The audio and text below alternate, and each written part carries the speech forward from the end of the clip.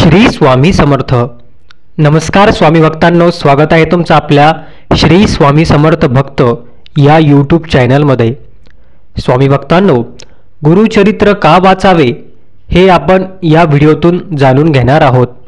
जर तुम्ही या चॅनलवर अजूनही नवीन असाल आणि चॅनलला सबस्क्राइब केलेले नसेल तर आत्ताच सबस्क्राइब करा आणि कमेंट बॉक्समध्ये श्री स्वामी समर्थ श्री गुरुदेव दत्त असे टाईप करा। चला मग जाणून घेऊया। चंपाषष्ठी झाली की श्री दत्त भक्तांना दत्त जयंतीचे वेध लागतात।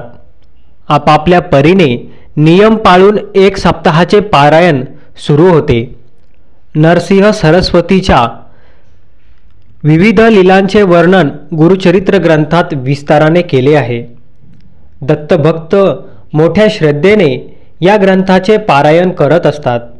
या ग्रंथाच्या पारायणाने अनेक दिव्य अनुभव आलेले पण अनेक मंडळी आहेत। मी स्वतः या ग्रंथाची अनेक पारायणे केली आहेत। मग मला त्यातून काय मिळाले, काय अनुभव आले, येथे एक गोष्ट स्पष्ट करावीशी वाटते। बुद्धीला न पटणाऱ्या, आजच्या काळाशी विसंगत वाटणाऱ्या अनेक कथा उपदेश या ग्रंथात आहेत। विवाहित स्त्रियांचे, विधवा स्त्रियांचे आचरण, ब्राह्मणांनी करावयाची आन्मिके, कर्मकांड वगैरे बाबी पटणाऱ्या नाही। पण मग हा ग्रंथ का वाचायचा? पारायण करताना मनात काही कामना इच्छा धराव्यात का? कारण भगवद्गीतेत तर सांगितले आहे, मा फलेषु कदाचन। गजानन विजय ग्रंथात दासगणू म्हणतात, प्रसंग याचना करण्याचा मनी नको आनुस साचा। पण मग पारायण करताना वाटतेच ना असे की आपल्याला काहीतरी फळ मिळावे, हे असे असे घडावे, असे असे व्हावे, सगळ्यांच्याच मनात असे विचार येतील असे नाही। पण पारायण केल्यावर त्याचे फळ मिळावे, काही पॉझिटिव्ह व्हावे असे तर बहुतेकांनाच वाटते। आणि तसेच ग्रंथात जागोजागी उल्लेख आहेतच, जो का भजेल श्री गुरुदत्ते इह परे साधेल तयाते। अखंड लक्ष्मी सदनाते अष्टैश्वर्य नांदती। सिद्ध मने नामधारकासी श्री गुरु महिमा आहे ऐसी। भजावे मनोभावेसी कामधेनू तुझे घरी। श्री गुरुचरित्रात सर्वच ओव्यांचा अर्थ असा आहे। बऱ्याच वेळा असेही होते, वाचन चालू आहे पण मन भरकटत चालले आहे, पण थोड्याच काळ पुन्हा मन आपोआप वाचनात गुंतून मन मग्न होते।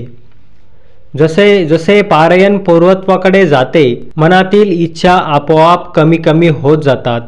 ही सेवा गुरूंनी आपल्याकडून करून घेतली हेच मोठे फळ असे वाटायला लागते। आणि जेव्हा पारायण पूर्ण होते तेव्हा त्या क्षणी मिळणारी अनुभूती, ते मानसिक बळ, ती आत्मिक शांती कोणत्याही ऐहिक भौतिक सुखापेक्षा मोठी वाटू लागते। आणि खरे तर हेच असते पारायणाचे खरे फळ। पारायण 7 दिवसाचे करा, 3 दिवसाचे करा, अगदी काही जण रोज एकदा अध्यायही वाचतात, पण ग्रंथाला जवळ करा, मनोभावे वाचन करा। ग्रंथाच्या शेवटी ग्रंथकार म्हणतात, मुख्य भाव कारण प्रेमेकरिता श्रवण पठन, निज ध्यास आणि मनन प्रेमे करुणी साधिजे। श्री गुरुदेव दत्तार्पणमस्तु। तर स्वामी भक्तांनो, अशा प्रकारे श्री गुरुचरित्र पारायण वाचावे याचं आपल्याला महत्त्व कळालेलं असेल। तर व्हिडिओ आवडला असेल तर जास्तीत जास्त हा व्हिडिओ शेअर करायला विसरू नका। भेटूया अशाच एका नवीन व्हिडिओमध्ये, तोपर्यंत श्री स्वामी समर्थ।